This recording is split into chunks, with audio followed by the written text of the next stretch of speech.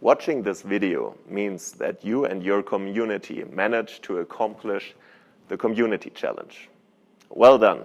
This can be very valuable for you and the whole community when you communicate and collaborate within your community.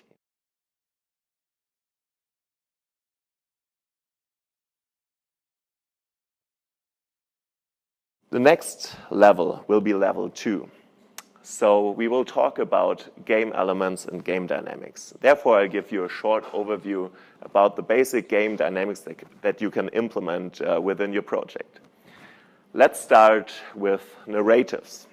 So try to think of the last book or movie that you were really addicted to.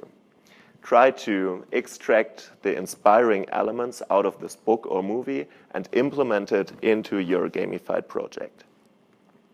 Second, you can use emotions. For instance, love, sorrows, and all that. You can use that in your project, but also think about something like epic meaning. Try to give your user the feeling that he is a part of something bigger.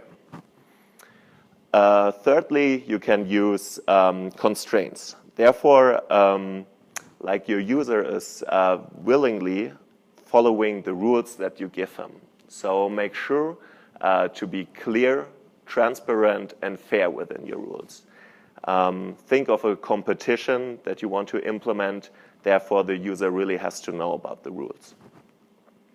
The next one will be social dynamics.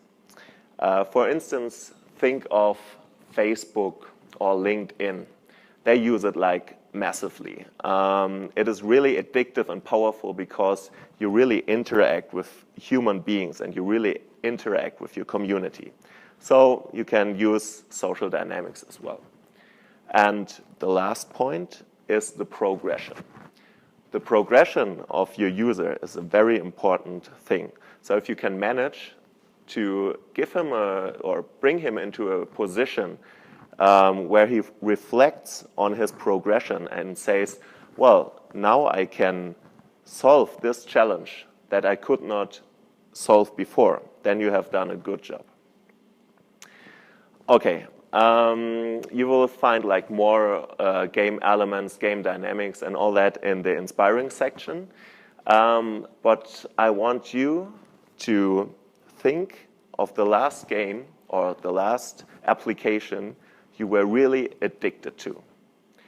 Try to make a list in your mind and think of the game elements and game dynamics they used. Probably then you will recognize that they don't use every game element or game dynamic there is, but they use the right mixture of it. So I want you to have as a takeaway from this short video that not the quantity of game elements is important. It's about the right composition.